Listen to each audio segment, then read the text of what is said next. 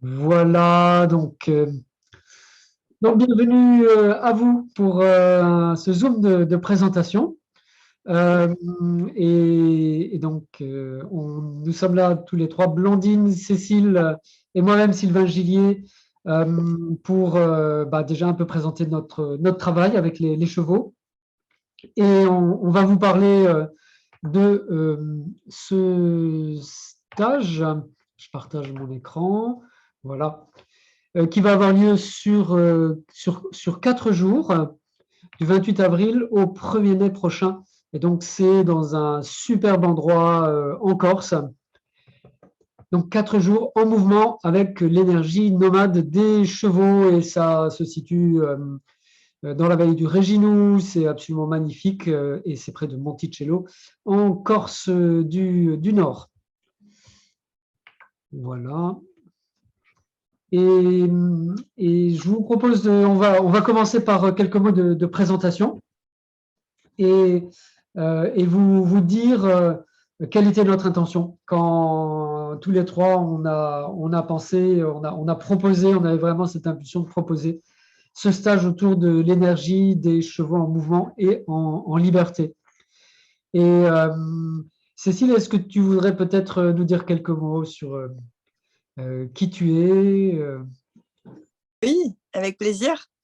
Voilà, je me présente Cécile de la tribu des Chilia.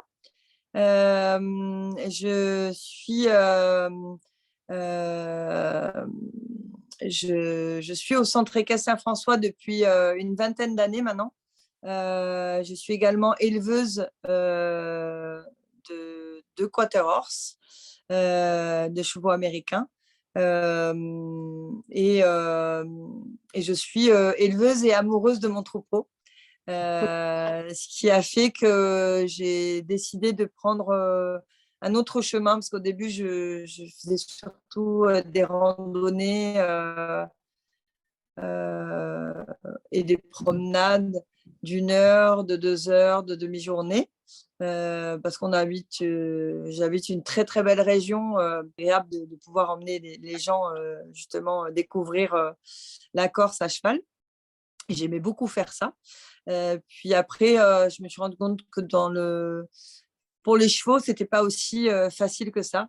Et puis en élevant mes chevaux et en les éduquant, je pouvais plus leur imposer des choses comme ça parce que c'était plus avec mes valeurs.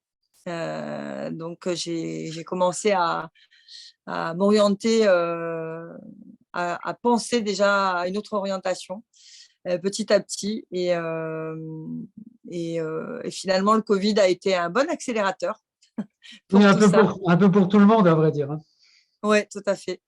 Donc voilà, ce que je pensais faire peut-être 5-6 ans après, avec le Covid, ça m'a dit, ah ben allez hop, tu vas le faire maintenant, tout de suite. Donc ça n'a pas été très confortable parce que je suis passée de 25 chevaux à 13 chevaux.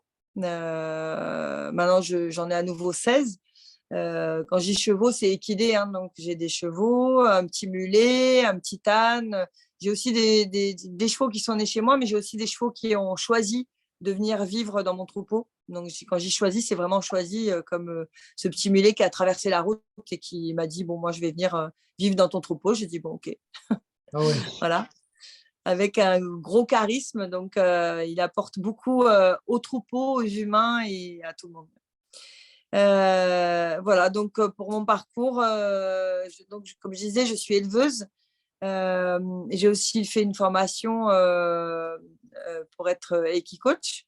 Et puis, j'ai également un BF en éthologie. Et je suis actuellement en formation pour passer mon BF2 éthologie avec Andy Booth. Et je me régale parce que c'est une très belle formation. Et puis, je pense que c'est un peu plus qu'une formation, c'est aussi une formation de la vie. Parce que c'est beaucoup de remise en question aussi. Et voilà, ouais, c'est très riche dans ce qu'on peut apporter aux chevaux par ce biais-là. Et c'est là aussi où je veux où j'ai envie d'accueillir les gens pour venir rencontrer les chevaux différemment, en comprenant mieux leur façon de vivre et leur façon de réagir. Voilà pour ma petite présentation. Super. Merci Cécile. Merci. Avec plaisir. Et donc pour ceux qui ne connaîtraient pas forcément ce que veut dire BF, hein, moi, voilà, Oui, c'est vrai. je suis pas non plus un professionnel du cheval, mais BF, ça veut dire que tu as un brevet fédéral et que donc tu es professionnel du cheval et que à ce titre, bah, tu es aussi, je ne sais pas si on dit habilité, mais enfin en tout cas, là, tu connais la randonnée et tu as pratiqué ces activités équestres de façon professionnelle depuis des années. Oui. Bah, après, j'ai aussi, je ne l'ai pas dit, mais j'ai aussi un accompagnateur de tourisme équestre. Donc, j'ai un ATE qui, effectivement, c'est un diplôme qui me permettait d'emmener les gens à cheval. Et le brevet fédéral, il me permet d'enseigner à pied. Et aussi, le brevet 2 me permettra aussi d'enseigner à cheval. Enfin, voilà. Donc, Ouais, carrément. Et c'est important aussi parce que bah, en ce moment, cette profession de l'enseignement de l'équitation, elle est quand même en train de se transformer. Tu parlais de Andy, donc je connais Andy parce que bah, moi j'habite pas loin du tout du Haras de la Sens et je suis pas professionnel du cheval, mais j'ai appris en partie avec Andy Booth et ce que j'ai beaucoup aimé avec lui, bon bah déjà c'est son sens de l'humour parce que c'est vraiment une personne incroyable, vraiment très très rigolote. Voilà, déjà avec son accent, on a envie de rigoler quand on entend son accent australien, mais aussi parce que c'était une des premiers quand même enseignants qui a montré, démontré, qui a enseigné que l'équitation en liberté, c'est possible. Et, euh, et voilà, donc écoute, génial, génial. Merci, merci beaucoup pour le témoignage. avec plaisir. Et, et Blandine, est-ce que tu voudrais nous dire en quelques mots qui tu es, ton parcours et peut-être ton intention par rapport à ce stage? Avec plaisir. Alors, bonsoir tout le monde. Moi, je suis Blandine Valois. Si je devais résumer là, euh, je dirais que j'ai été attirée par les chevaux depuis l'enfance. Et en parallèle, une des grandes questions qui m'a accompagnée dans ma vie, c'était dans ma vie d'humain, enfin d'humaine, c'était la question de la place, de me sentir à ma place, de trouver ma place. Donc évidemment, c'est un questionnement qui s'est comment dire, qui s'est glissé dans ma relation avec les chevaux. Comment est-ce que je peux trouver ma place auprès des chevaux et qui s'est glissé dans tous les autres domaines de ma vie, professionnellement, socialement, en tant qu'humain, comment j'arrive à trouver ma place dans un groupe d'humains, etc. Et au fur et à mesure de mon chemin, euh, le fait de côtoyer les chevaux et de petit à petit m'intéresser à d'autres approches du cheval que celles que j'ai pu d'abord recevoir dans les centres équestres et en équitation classique, m'a aidé à trouver des éléments de réponse. Comment est-ce qu'on peut faire en tant qu'humain pour se sentir à sa place. Et pour moi, ce sujet-là, c'est vraiment un sujet très en lien avec la liberté, avec ce sujet dont on va parler au cours de ce stage, qui est devenu un sujet central en fait de mon approche. Aujourd'hui, j'accompagne les humains, les personnes qui sont justement dans cette recherche de se sentir à leur place dans leur vie et qui sont peut-être un peu fatigués aussi, comme j'ai pu l'être à un moment donné, de chercher à trouver leur place, comme si c'était quelque chose d'extérieur, et qui ressentent qu'en fait, peut-être qu'elles n'ont pas exploré toutes les ressources qui existent à l'intérieur d'elles, et qu'il y a peut-être juste un changement de posture, de regard à opérer, et que là-dedans, les chevaux peuvent vraiment nous aider. Donc ça, c'est une partie de ce que je fais aujourd'hui. Et l'autre partie, c'est d'accompagner les propriétaires ou les personnes qui ont envie de rentrer en relation avec les chevaux à développer une relation qui a pour conséquence l'équitation, mais dans laquelle l'équitation ou l'activité qu'on fait avec les chevaux, c'est un prolongement des bases de relations qu'on met ensemble. qu'on apprend voilà, à poser avec le cheval. Et ça part d'abord de la relation qu'on a avec soi-même. Si j'ai une relation avec moi-même dans laquelle je me laisse des espaces d'écoute, je me prends en compte et je me positionne en prenant, en faisant des choix conscients à partir de qui je suis réellement et de ce que je ressens autour de moi, alors je peux me positionner par rapport au cheval ou par rapport à d'autres humains dans ma vie de façon saine, équilibrée, harmonieuse, nourrissante. Et c'est vraiment ça moi qui m'anime.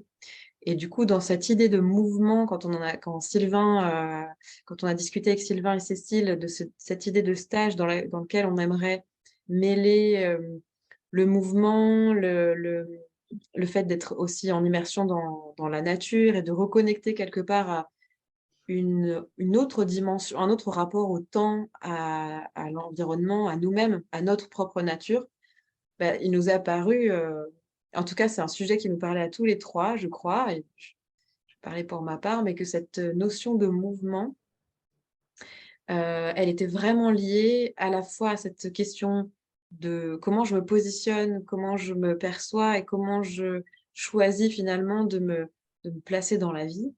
Et que ça, il y a un aspect extérieur, comment je me déplace, comme les chevaux, en fait, les chevaux prennent leurs décisions sous la forme de mouvement.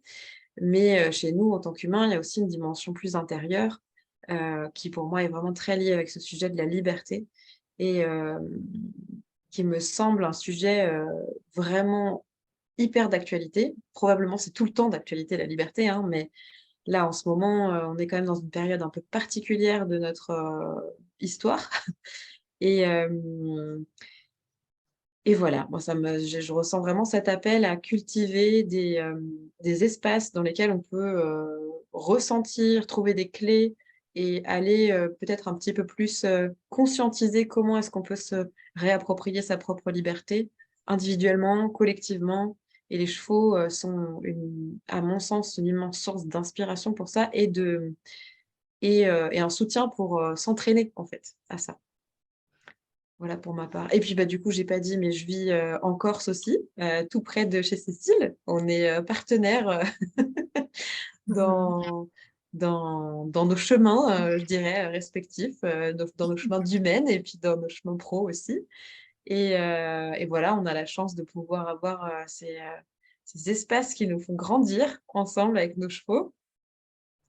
Donc, on sera ravis de vous accueillir auprès de nos chevaux respectifs pendant ce stage-là, dans cette belle nature qui nous est si chère. Merci Blandine. Et je vais continuer avec quelques mots de présentation. Donc, je m'appelle Sylvain Gillier. Donc, je suis pas du tout professionnel du cheval. Je suis thérapeute, je suis médecin de formation. J'ai fait à peu près toute ma carrière en tant que médecin phytothérapeute et homéopathe. Et puis, depuis une quinzaine d'années également, avec disons, des pratiques plus intégratives ou holistiques, comme on dit. Hein. Et j'avais vraiment cette intuition, mais même dès le début, quand j'avais une vingtaine d'années, que la médecine ne se bornait pas simplement à voir une personne qui a un symptôme, qui souffre, et lui donner un comprimé pour supprimer la douleur. Mais pour moi, c'est quelque chose de plus global.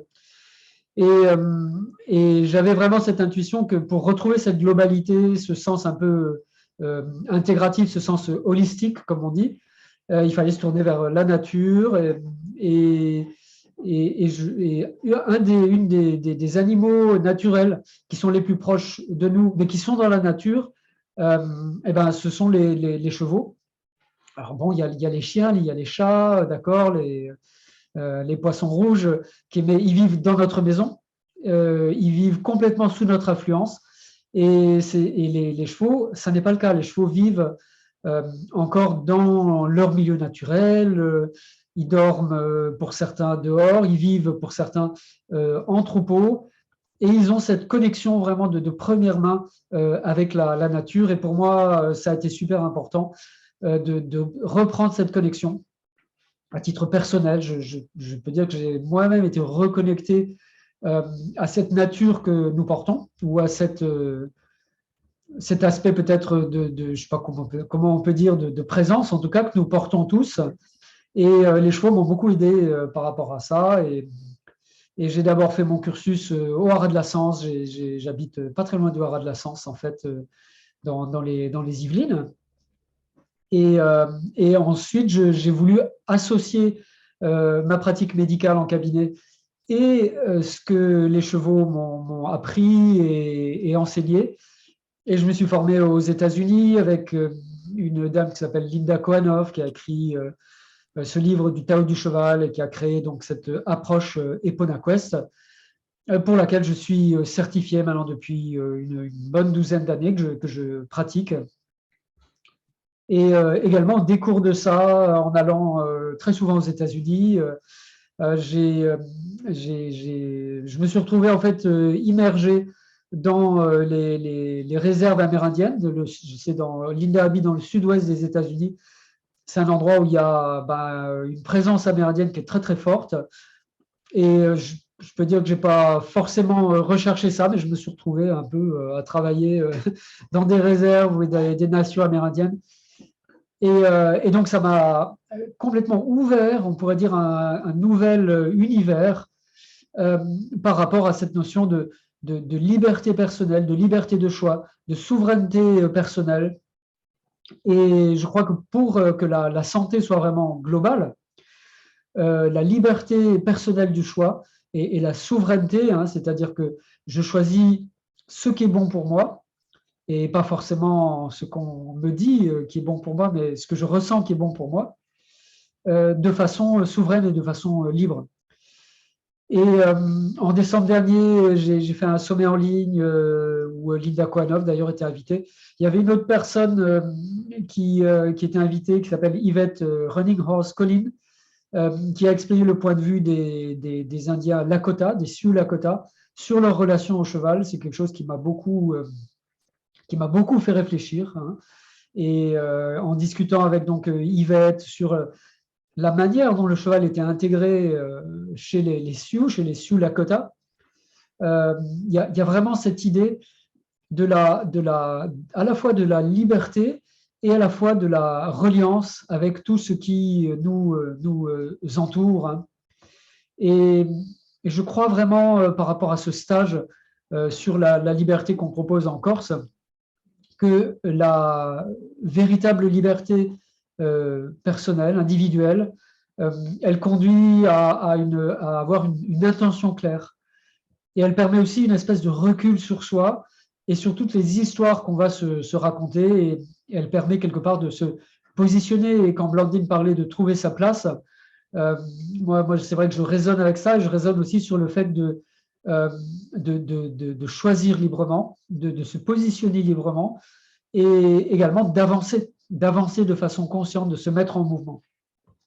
Et je crois que c'est autant vrai pour ma vie personnelle, pour les relations entre les humains qui ne sont pas toujours très très faciles, ou pour mettre un cheval en mouvement, en liberté. Alors on a eu un peu cette idée en discutant tous les trois, on a déjà travaillé tous les trois ensemble hein, sur différentes activités, de mettre cet accent donc sur la liberté avec le cheval. Voilà, je modifie l'écran en même temps. Et donc d'abord, cette immersion en liberté dans le troupeau, c'est quelque chose que on ne fait pas toujours dans l'apprentissage de l'équitation. On ne prend pas toujours en compte la liberté du cheval, par exemple, de choisir son cavalier. Hein, le cheval n'a pas… Lui, vous avez envie de faire du cheval, comme on dit, et de lui mettre une selle sur le dos et un mors dans la bouche. Mais est-ce que lui, il a vraiment envie de ça? Et on ne prend pas toujours ça en conscience.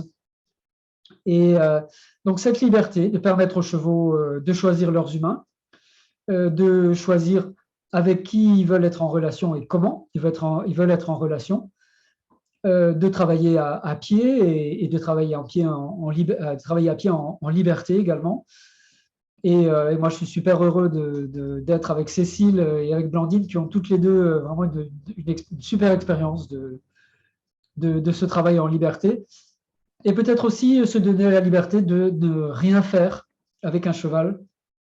Et on dit toujours il faut faire du cheval, n'est-ce pas? Moi, ce que j'ai appris avec les chevaux chez Linda Koanoff aux États-Unis et ce que mes propres chevaux m'ont appris, c'est qu'apprendre à ne pas faire avec un cheval, c'est au moins aussi important que d'apprendre à faire du cheval. Je mets des gros guillemets autour de ça. Donc, je crois vraiment qu'il y a une équitation en liberté qui peut se développer. Et j'ai cette croyance que le peuple cheval est d'accord avec cet apprentissage de la liberté.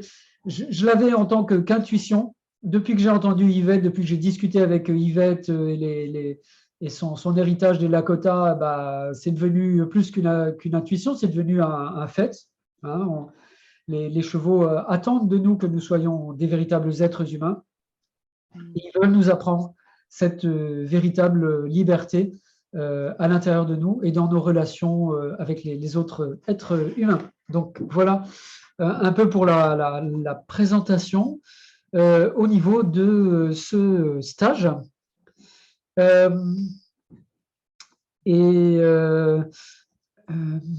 Donc Cécile, peut-être tu voudrais nous dire un peu comment ça va se passer en pratique. Et bah, toi, tu habites là-bas, tu connais bien le coin. Et comment ça se passe pour tes chevaux qui sont en liberté sur plusieurs hectares, je crois, hein.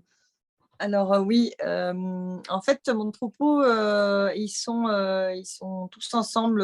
Il y a à peu près 9 chevaux une dizaine de chevaux qui sont ensemble. Ils sont sur une dizaine d'hectares où ils peuvent aller se promener partout. Où ils sont au printemps, on va dire, à la saison où on va se retrouver, ils seront en autonomie alimentaire, donc ils peuvent piocher dans tout ce qu'il leur faut voilà, pour se nourrir. Après, à cette saison-là, en ce moment, je suis obligée de leur amener du complément de fourrage, mais au printemps, c'est super parce qu'ils ont cette autonomie-là. Et puis, ils ont aussi cet équilibre du fait d'être en liberté.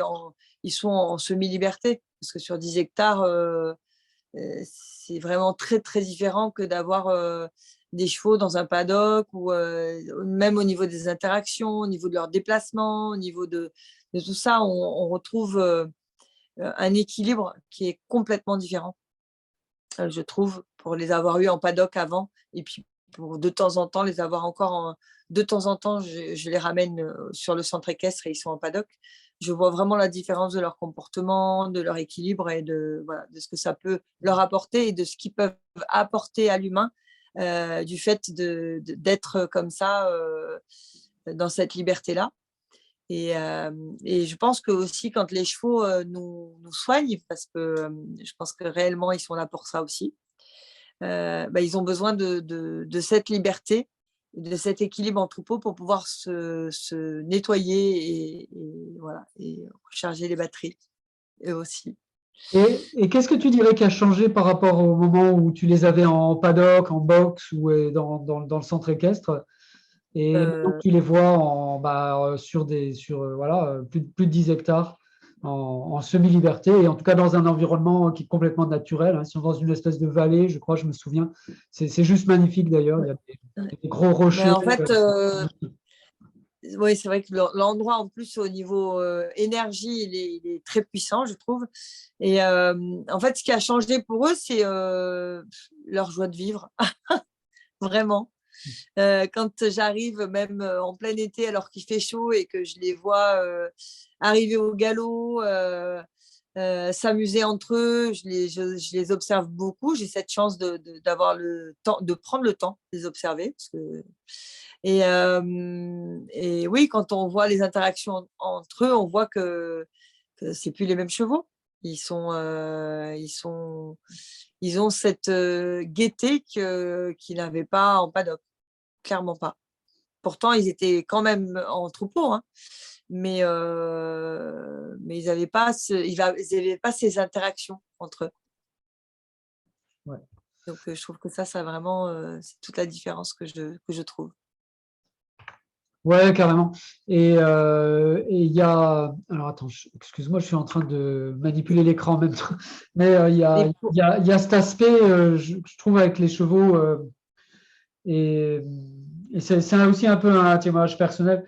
Les chevaux, ils nous apprennent vraiment comment rentrer en relation de manière juste, ou plus juste, en tout cas, ou plus authentique. En tout cas, ça, c'est certain, parce que eh ben, c'est un peu comme avec les enfants, hein, on peut pas trop tricher, en fait, hein. mmh, Et voilà, et bah, parfois ils sont d'accord, parfois ils sont moins d'accord, mais il y a toujours cette énergie qui circule à l'intérieur du troupeau. Et, et ça, c'est une des choses qu'a découverte Linda Kohanov, c'est que les chevaux communiquent par les émotions. mmh, Et pour eux, avoir des émotions, c'est pas quelque chose qui est négatif. Au contraire, c'est le mouvement de la vie qui s'exprime. Et voilà, et c'est vrai que c'est une différence, en tout cas pour moi, par rapport à euh, l'équitation un peu plus militaire qui est en centre équestre, où on ne favorise pas bah, les échanges émotionnels qu'il peut y avoir avec le cheval. On dit plutôt qu'il faut dominer le cheval, il faut être dominant sur le cheval, et qu'à partir de cette dominance, bah, on va quelque part utiliser les aides pour obtenir du cheval qui se mette en mouvement. Et moi, j'ai la croyance et l'impression aussi que ça n'est pas le même mouvement que quand le mouvement est généré par le flux de l'émotion en mouvement entre le cavalier et le cheval. Et, voilà, et c'est vrai que bah, j'ai cette chance d'être aussi avec des chevaux au quotidien qui sont dans un milieu naturel et qui vivent en troupeau. Et, de vraiment de pouvoir expérimenter, ressentir, hein, qu'est-ce qui met en mouvement le cheval. Et j'ai cette croyance que ce n'est pas forcément les aides qui mettent le mouvement, mais quelque chose au niveau de mon intention juste, mon alignement, le fait que je suis aligné entre mes pensées, mes émotions, et puis le langage non verbal de mon corps, mon attitude non verbale. Et c'est pour ça que pendant le stage d'aéron-pensée, évidemment l'apprentissage de la liberté, mais bien explorer cette relation subtile qui nous relie au cheval par notre pensée, les émotions qui nous remplissent, et position, la posture, le positionnement que l'on a par rapport au troupeau. Et Blandine, je sais que toi, tu as pas mal travaillé là-dessus, et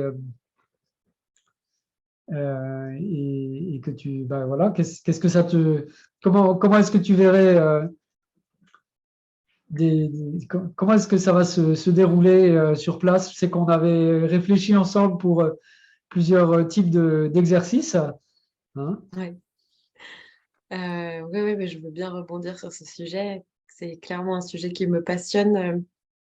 Tout à l'heure, tu as parlé de l'importance de la clarté de l'intention. Et ça me semble être vraiment de plus en plus j'avance, ça me semble être une clé, mais tellement essentielle, à la fois dans la communication avec les chevaux, mais en fait même déjà juste pour accéder à notre propre liberté, à nous en tant qu'humains. Hem Et donc c'est pour ça que c'est génial de pouvoir l'expérimenter avec les chevaux, parce que les chevaux, eux, sont tellement connectés à leur propre intention.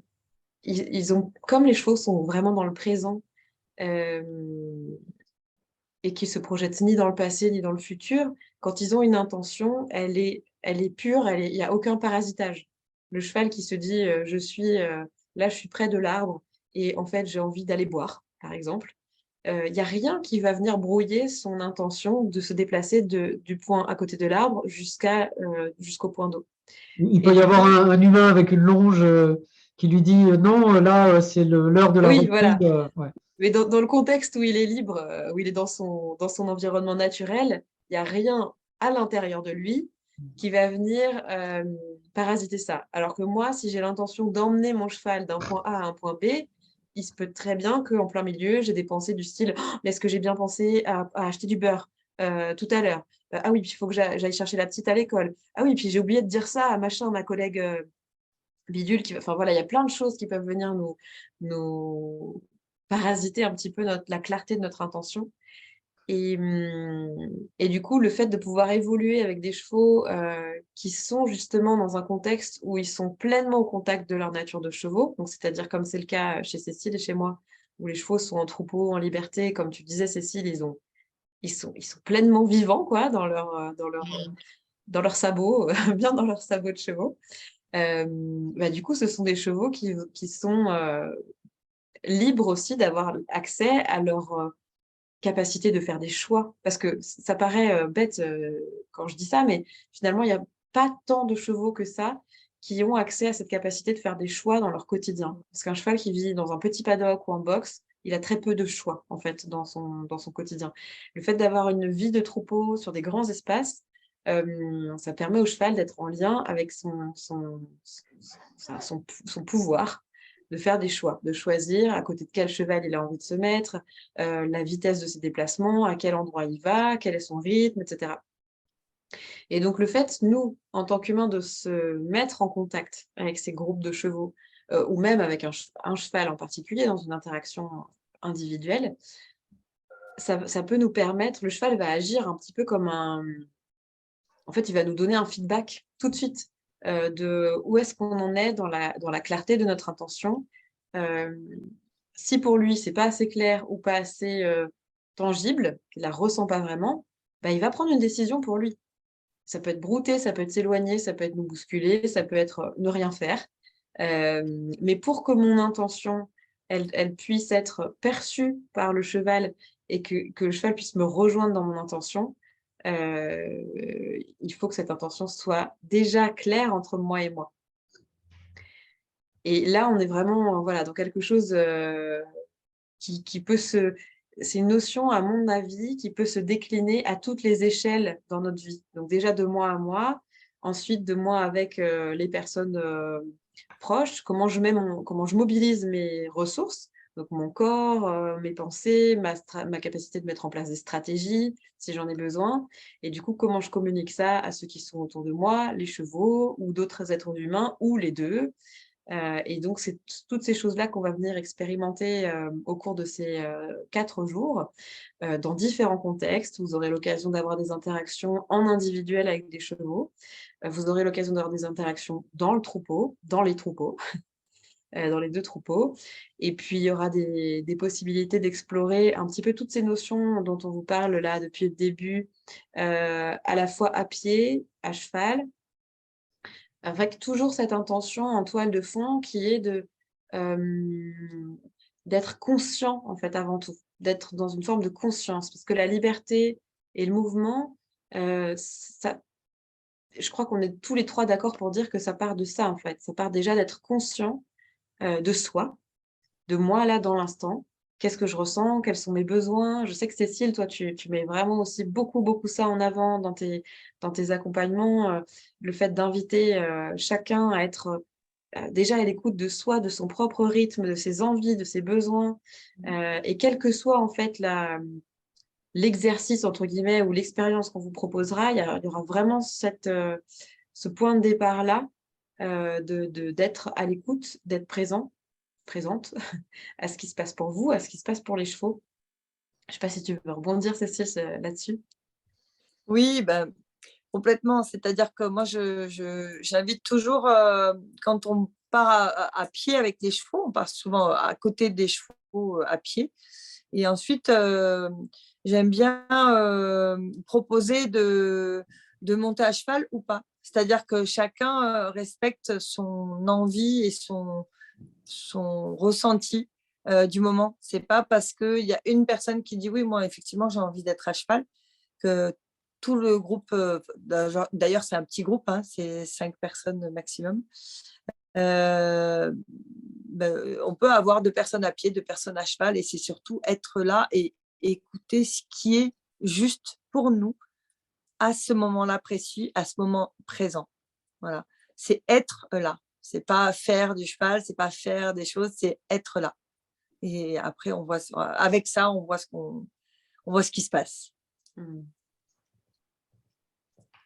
Et je sais qu'il y a des personnes qui sont intéressées de faire ce stage et qui m'ont dit en même temps, mais moi, je suis débutante en équitation et je ne me vois pas du tout faire une longue marche, une longue randonnée dans les montagnes de Corse et j'ai le vertige, etc.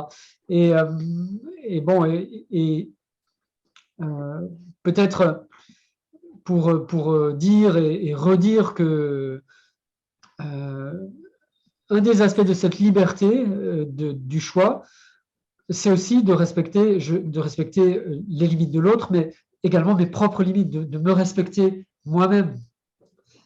Et les chevaux sont des experts pour poser leurs limites et établir leurs limites.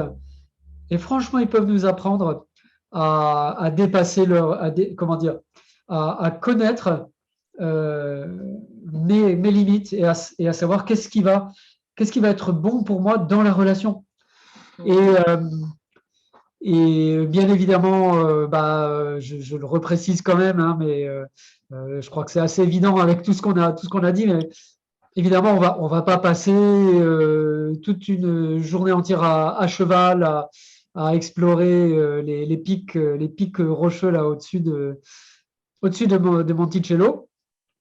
Mais parce que bon, ça pourrait être intéressant, peut-être, mais à mon sens, et puis je crois, Cécile, Blandine, je crois que vous serez d'accord avec moi là-dessus, c'est le plus important, c'est la liberté du choix dans la relation que j'établis avec le cheval.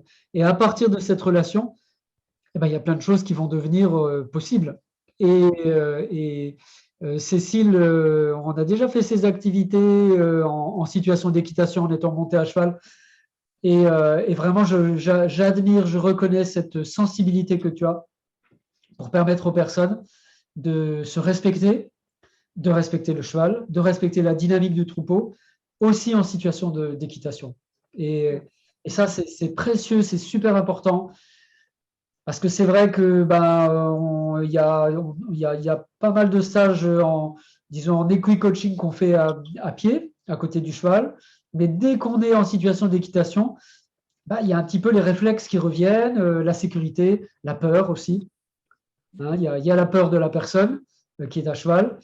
Il y a la peur du cheval éventuellement, puisque pour le cheval, les émotions sont contagieuses. Et il y a aussi la peur éventuelle de la personne qui s'occupe disons de l'activité ou de la voilà. Et vraiment sur ces trois aspects, voilà, on peut dire vraiment une super experte.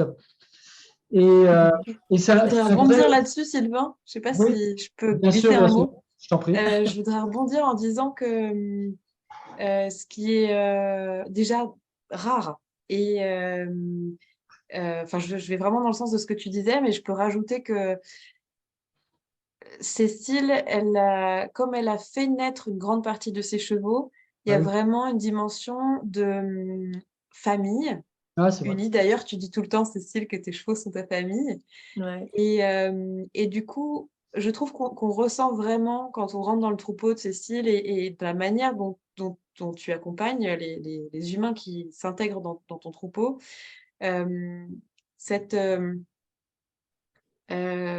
comment dire, vraiment, il y a la place, comme tu disais, Sylvain, pour respecter les rythmes et les besoins de chacun. Donc ça, je sais que c'est quelque chose qui te tient vraiment à cœur, Cécile. Mais vraiment, c'est rare, comme tu disais, en situation d'équitation, de laisser cet espace-là. Et vous verrez qu'il y a des petites surprises aussi quand on se retrouve en mouvement avec les chevaux excessifs. Je ne veux pas tout dévoiler, mais je peux vous dire que la liberté s'invite. Voilà, je vais le dire comme ça. Oui, tu peux le dire comme ça, oui, tout à fait. et qu'il y a vraiment quelque chose de très vivant parce que avec tes chevaux, c'est un troupeau qui est établi quand même depuis un certain temps. Il y a une forme de stabilité dans ce groupe-là qui est installé. Et ça, c'est aussi quelque chose qui est assez peu commun dans les structures équestres où parfois les chevaux changent de voisin de paddock, ou etc. Et avoir un groupe de chevaux comme ça qui vit ensemble depuis des années et qui, du coup, a eu le temps de construire une histoire commune, des liens qui sont forts et des habitudes de vie, et tout ça, ça se ressent en fait. Vraiment, ça contribue à créer de la sécurité entre les chevaux. Et du coup, c'est une sécurité qui peut se diffuser aussi dans le groupe, incluant les humains, et qui permet justement de pouvoir proposer des choses beaucoup plus profondes, quelque part. Libres, ouais, et puis profondes, Libre. parce il y a déjà une vraie base de tout ce petit monde-là se connaît, mais se connaît intimement. Je veux dire, c'est pas juste je le connais parce que je le vois de loin depuis mon box, quoi. Là, il y a vraiment, c'est ces chevaux qui vivent ensemble, qui vivent avec les humains qui s'en occupent. Et donc ça a un impact assez puissant sur l'expérience qu'on peut vivre avec eux après. Ça offre, comme tu dis, ouais, une liberté qui est vraiment différente et qui a du goût, quoi. C'est la vie. Ouais, tout à fait. C'est la liberté, c'est la souveraineté. Je reviens à cette interview de Yvette depuis les Lakota où elle dit que les chevaux, bah, ils font partie quelque part de notre famille, c'est la grande famille. Et, euh, et c'est comme avec mon cousin, hein, je veux dire, personne ne dirait je vais aller faire du cousin je vais aller faire une randonnée je vais faire du cousin et on va faire une randonnée. Personne ne dirait ça. On va dire peut-être je vais aller me promener avec mon cousin et puis essayer de trouver quelque chose que mon cousin il aime faire.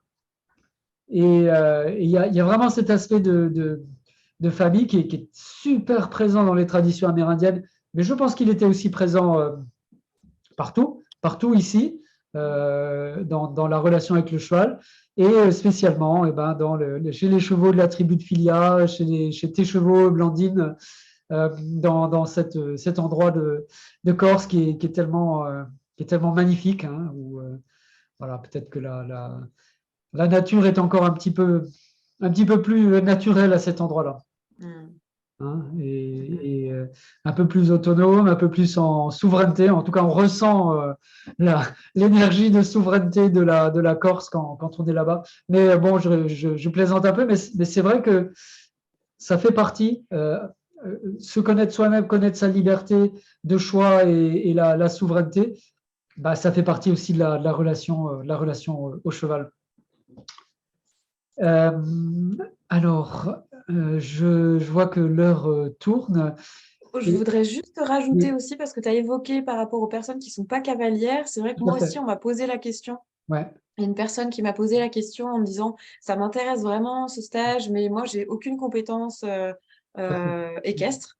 Et donc, je voulais effectivement rementionner là ce soir le fait qu'il n'y a absolument pas besoin de connaître les chevaux ou de savoir monter à cheval pour participer à ce stage, que c'est vraiment quelque chose dont vous pourrez profiter pleinement, même si vous n'avez pas l'habitude de côtoyer les chevaux, même si vous n'avez pas de compétences équestres particulières.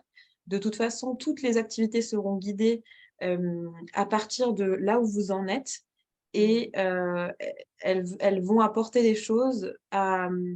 C'est ça que je trouve assez fascinant quand on aborde les choses comme ça avec un angle quelque part plus profond ou plus... on n'est pas sur de la technique équestre du tout, là, dans ce genre de stage-là. Donc, que vous soyez complètement novice ou professionnel du cheval, vous allez pouvoir venir y trouver quelque chose, en fait, qui pourra nourrir votre propre chemin à vous de liberté, parce qu'on n'est vraiment pas du tout là dans de la transmission technique, quoi. C'est les petits moments où vous aurez enfin les moments vous aurez des expériences avec les chevaux. Les fois où il y aura des éléments techniques qui vous seront transmis, ce sera toujours juste un support, en fait, pour faire une expérience qui va beaucoup plus loin que ça, dans tous les cas. Donc, même si vous avez déjà vos propres techniques avec les chevaux, votre propre bagage équestre, ou que vous êtes débutant, en fait, ni l'un ni l'autre n'est un obstacle à pouvoir vraiment bénéficier de petites briques qui vont pouvoir alimenter votre propre chemin vers la liberté, la souveraineté, comment se mettre en mouvement à partir d'un endroit en vous qui est connecté à cette intention claire, à cette liberté de choix et à votre propre puissance, en fait, tout simplement. Est-ce que je peux poser une question par rapport à ça aujourd'hui? Je me présente Tania, voilà, donc il se trouve que je vais entrer, si je réussis mes tests d'entrée, en formation accompagnateur tourisme équestre en juillet. C'est beaucoup avancé par rapport au calendrier original. Et je voulais savoir, je sais qu'il y a une partie à cheval, et c'est tout bête, hein, c'est vraiment idiot de poser la question, mais pour moi, du coup, comme c'est avancé, c'est important. Il me manque une journée de randonnée. Il en faut 7, il m'en manque une sur ma licence pour intégrer la formation. Et je voulais juste savoir si le fait qu'il y ait une partie à cheval, est-ce que ça peut éventuellement, est-ce que la journée de randonnée peut être validée? C'est bête, hein, je ne fais pas le stage pour ça. Hein. Mais du coup, moi, ces derniers jours, il y a eu beaucoup de choses qui se sont accélérées. Et comme du coup, les tests de positionnement et d'entrée sont en mai, juste derrière le stage, et les tests d'entrée sont en juin, je voulais savoir s'il y avait possibilité de valider au moins une journée de randonnée sur le stage. Est-ce que tu peux rester un jour de plus? Oui, ça, il n'y a pas de souci. Je n'ai pas encore pris mes billets, oui. Oui, bien sûr, je peux rester un jour de plus. Oui, parce que je pense que ça serait bien pour pouvoir valider cette journée de randonnée, qu'on puisse effectivement faire une journée de randonnée, parce que là, ça ne sera pas une journée de randonnée, ça sera quelques heures à cheval. Et ça serait avec grand, grand plaisir que je t'emmènerai en randonnée et que je pourrais te valider. Oui, moi, j'ai la possibilité de rester une journée de plus sans souci. Je n'ai pas encore pris mes billets, donc… Ouais. Bon, désolé, et en plus, il y a vraiment, t'as bien fait. Voilà. Il y a vraiment des très beaux endroits en plus à voir sur cette journée. Donc, avec plaisir. D'ailleurs, du coup, on peut tout à fait proposer, s'il y a des personnes qui, comme toi, ont la possibilité de rester un jour de plus, pourquoi pas ouvrir des places sur cette journée de randonnée. Hein. Oui, tout à fait. Ok, très bien. À la suite du stage. Voilà. Ok. Assez rapidement, je sais que moi, les billets, je vais essayer de les prendre pas trop tard pour ne pas avoir des billets trop chers. Donc, mais de toute façon, ce que je vais faire, du coup, c'est prévoir un retour. J'avais prévu un retour le 2. Moi, je suis du Mans, hein, donc je vais faire Paris-Bastia, je pense. Je prévoirai peut-être un retour le 3. Alors justement, peut-être comme on arrive vers petit à petit vers la fin de ce Zoom de présentation, on peut parler organisation pratique. Hein, et donc, les endroits où se trouvent les chevaux, ils sont près de l'île Rousse. Et donc, je crois, enfin, c'est accessible en avion, c'est Calvi, je pense, le plus proche. Oui, c'est ça, Calvi. Par Bastia, c'est possible quand même, parce que les prix sont beaucoup plus chers sur Calvi en avion. C'est possible par Bastia, par contre, c'est plus long. Il y a 1h15 par la route pour rejoindre. Il y a des bus. Alors, bus, je ne sais pas exactement, mais il y a le train, sinon.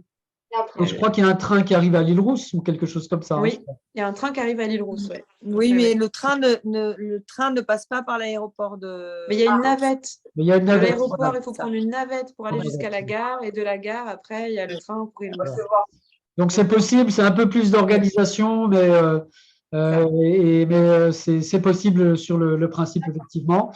Et nous, d'autre part, dès que le groupe se sera un petit peu stabilisé, on proposera des covoiturages. Hein. Il y a des personnes qui veulent peut-être rester 2-3 jours de plus et qui vont donc louer une voiture. Et à ce moment-là, on proposera d'organiser des covoituraurs. Et je crois aussi qu'il y a un ferry qui arrive à l'île Rousse. Oui, on peut arriver en bateau avec sa propre voiture éventuellement. Moi, je suis trop loin. Le Mans, ça fait… Le Mans, Nice ou Marseille, ça va faire loin. Oui. Voilà, c'est une possibilité peut-être pour les gens qui habitent plus vers le sud de la France. Mais bon, ça se fait aussi. C'est quoi? C'est une nuit de traversée ou un truc comme ça? Oui, souvent, c'est soit en journée ou soit une nuit de traversée, c'est ça. Et puisqu'on en est à l'organisation pratique, quelqu'un m'a demandé s'il y avait des hébergements en Corse. Alors je lui ai dit oui, a priori. Ah non. C'est le hamac, c'est tout. A priori, oui, parce que j'ai bien remarqué qu'ils attendaient les touristes la dernière fois quand même. Oui, ça c'était une des questions que je voulais poser aussi. Quelles étaient les... Ouais. Alors, il y a pas mal de gîtes, de Airbnb, il y a des hôtels. En fait, il y a un peu tous les styles d'hébergement possibles, puisque c'est quand même un coin assez touristique dans lequel on est. Si vous cherchez un Airbnb, je pense que le plus proche, le plus pratique, ce serait Monticello. Directement. Après, l'île Rousse, c'est un tout petit peu plus loin par rapport au lieu du stage, mais c'est tout à fait faisable aussi. Donc, entre île Rousse et Monticello, il y a quand même vraiment de quoi trouver des logements. Entre les hôtels, les gîtes et les Airbnb, il y a du choix, quoi. Il y a vraiment de quoi faire. Ouais. Et je crois qu'il y avait la possibilité à un moment donné de commander les repas sur place. Je ne sais pas si c'est toujours. Alors, tout à fait, oui, oui. Il y a la possibilité. Donc, avec Cécile, on travaille avec une amie qui est, comment dire, un petit bijou de cuisinière qui cuisine avec beaucoup d'amour, des plats avec des produits locaux, de saison. C'est de la cuisine végétarienne, sans gluten globalement sans gluten, voilà. C'est possible, elle prend vraiment en compte si vous avez des intolérances, un régime particulier, etc. C'est vraiment quelqu'un de super chouette. Donc, on travaille avec elle. Les paniers repas sont à 17 € le repas. Donc, ça fait un forfait pour les 4 jours. Je n'ai plus en tête, mais 4 fois 17. Je ne suis pas super forte en calcul mental. Ouais. Je crois que c'est sur le site internet. Oui, on a dû l'écrire. On a dû Donc, l'écrire. voilà, ça permet de ne pas avoir à vous préoccuper de la logistique de vos repas du midi et puis de pouvoir manger un repas ensemble où on savoure ensemble les bons petits plats de Corinne. Ça, c'est toujours très agréable.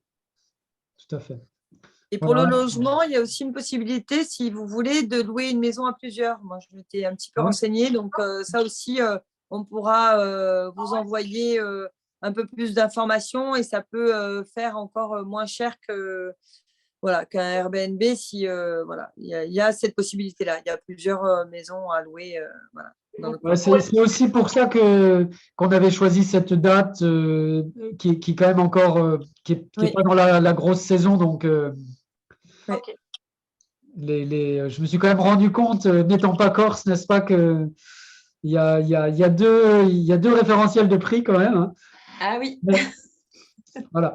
Mais en avril, ça va encore. Ça va encore. Et voilà, ça commence surtout à partir de mai ou de juin. Tania, excuse-moi, je crois que je t'ai coupé. Tu voulais dire quelque chose? Non, pas particulièrement. Ah bon? Je vais poser ma question par rapport par rapport à la journée de randonnée et par rapport à la location de l'hébergement. Puisque... Ok. Ok, super. Hein. Et donc, toujours dans l'organisation pratique, vous serez en sous-groupe pour ce stage parce qu'on a vraiment à cœur tous les trois de proposer une expérience individualisée, vraiment, on peut dire ça, pour l'aspect équitation, technique de l'équitation. Et je n'utilise pas du tout le mot de randonnée, mais bien de présence avec les chevaux, hein, avec Cécile. Cet aspect de puissance personnelle avec Blandine dont on a parlé et de liberté personnelle et de positionnement. Et puis également les bases de l'approche EponaQuest avec moi puisque le stage est également validant comme stage intro EponaQuest. On va être combien? Il va y avoir combien de personnes dans ce stage? Au maximum, il y aura 15 personnes. Au maximum. Trois groupes de 5. Et pour le moment, les inscriptions, elles commencent à arriver. Et voilà, on est 3 à animer le stage. On sera ensemble, on sera réunis au début du stage, à quelques moments pendant le stage et à la fin du stage. Et puis autrement, vos expériences de liberté se feront avec des groupes qui sont plus intimistes, hein, plus personnels en fait, plus personnalisés. Ok.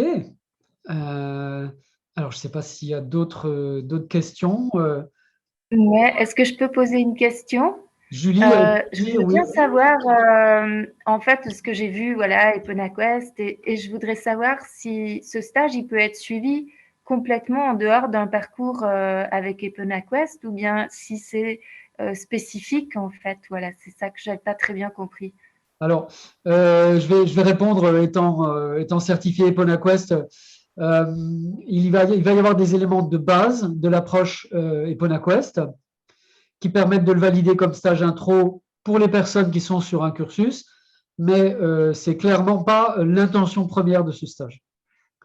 L'intention première, c'est de découvrir la liberté et la liberté en mouvement avec les chevaux. Donc, il y aura, disons, les éléments de base que de toute façon, d'ailleurs, on utilise déjà tous les trois. Autant Cécile dans sa pratique d'équitation que Blandine, je crois, hein, avec l'aspect des émotions. Et voilà, donc ça n'est pas un stage qui est orienté sur EponaQuest, même s'il est validant comme stage intro. Je ne sais pas si ça répond à ta question, Julie.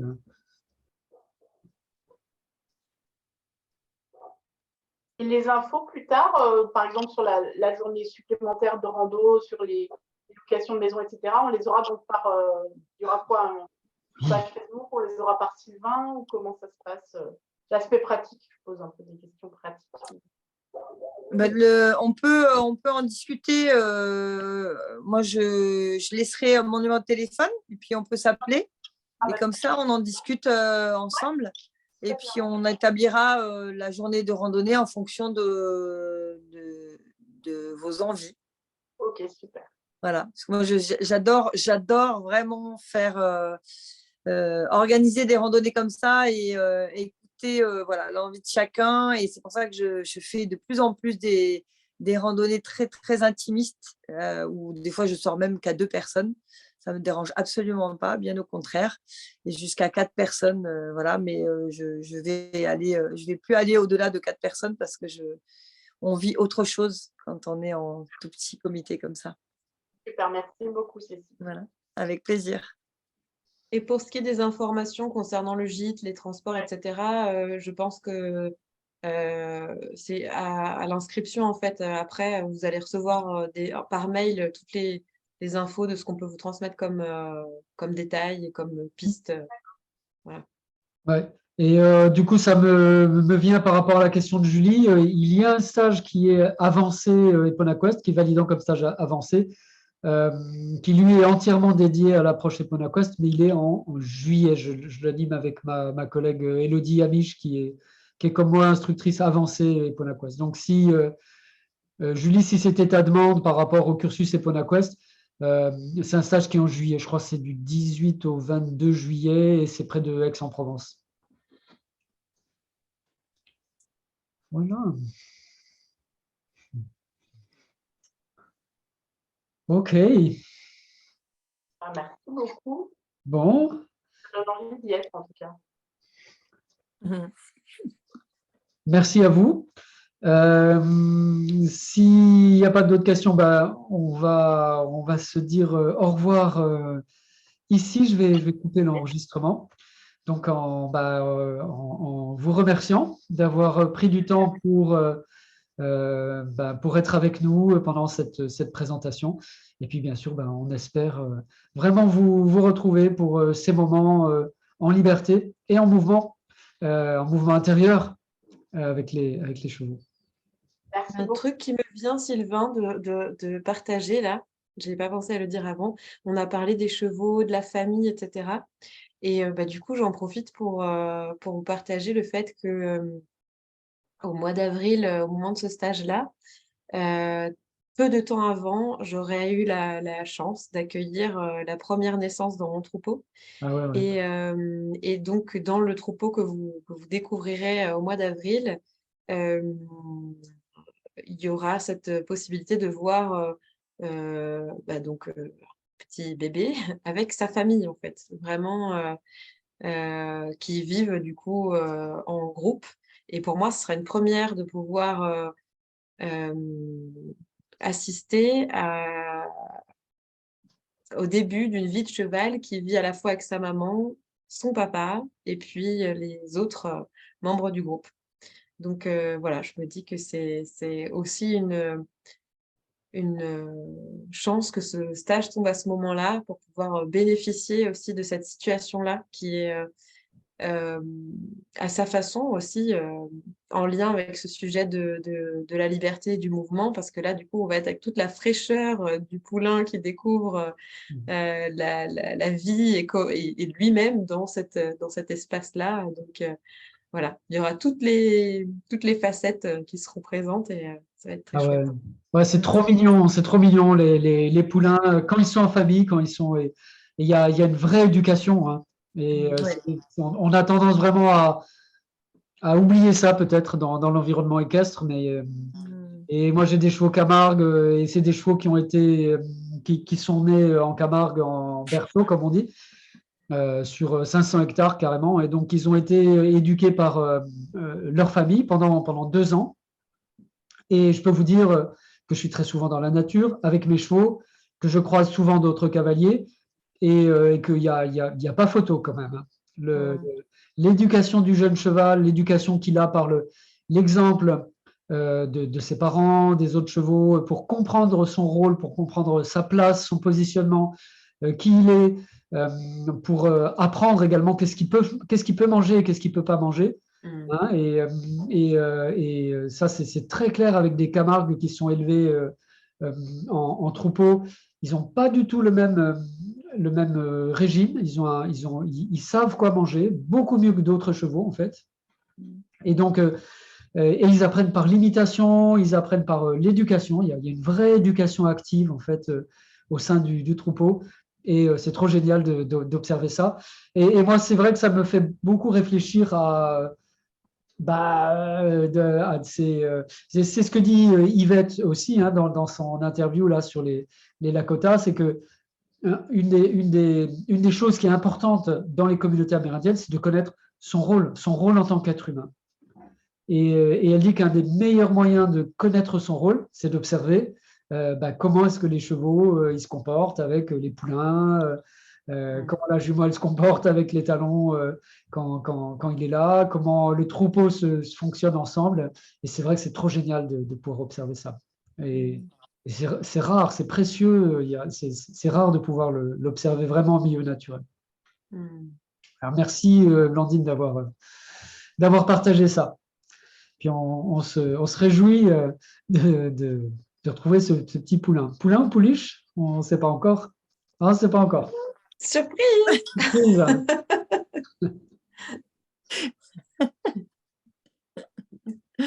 Merci en tout cas. Moi, j'ai hâte de vous retrouver pour cette belle aventure. Voilà. Merci à vous. Merci à vous tous. Moi aussi, j'ai hâte de pouvoir partager ces moments avec vous. C'est super. Merci, au revoir. À bientôt. Au revoir.